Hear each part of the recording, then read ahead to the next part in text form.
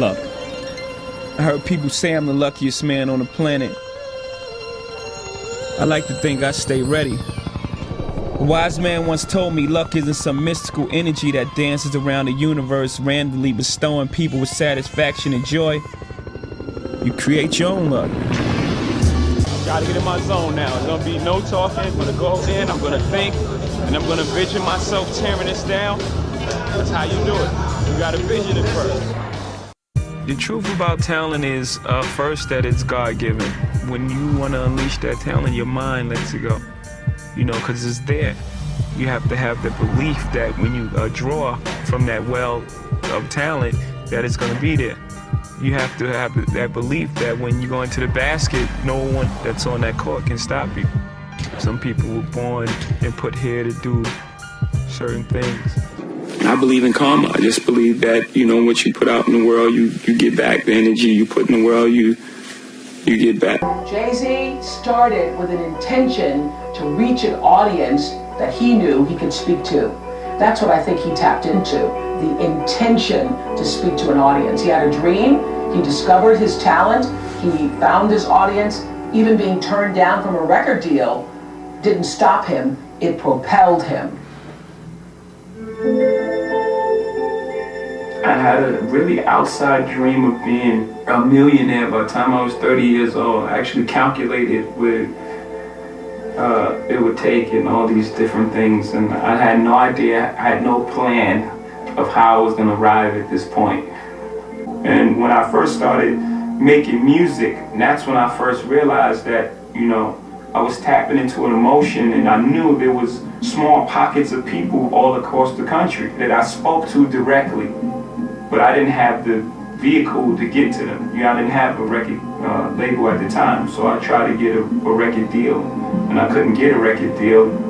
The record company would be my bridge to them, and they didn't give me that bridge. So it was a very important part of my career that we didn't give up right there, that belief in myself and belief that I had something to offer.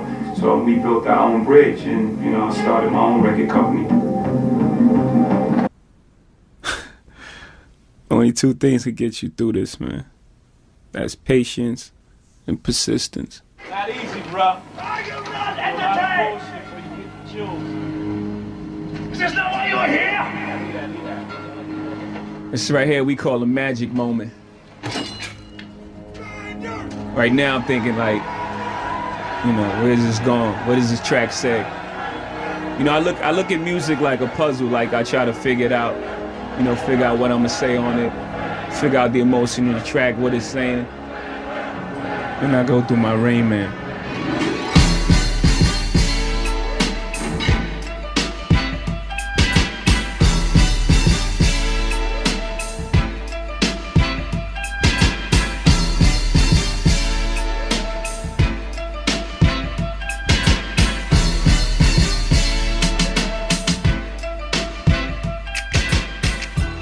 Can't explain it to y'all, man. It just comes out there for me. I start mumbling.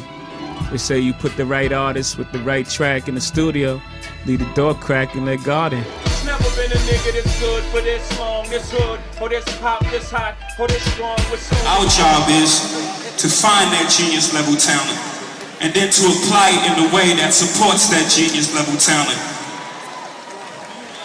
Quick example is a guy named Earl Manigault, who was said to be way better than Michael Jordan, but he didn't make the lead. He was selling drugs, he got caught up in drugs, his circumstances got in the way. So you have to define your genius level talent. Then you have to believe on it. Then you have to believe in it so hard because people will put their shit and their insecurities on you. Like when I was young, I went to my uncle and I had my demo tape, my first demo. I was really happy about the shit, you know.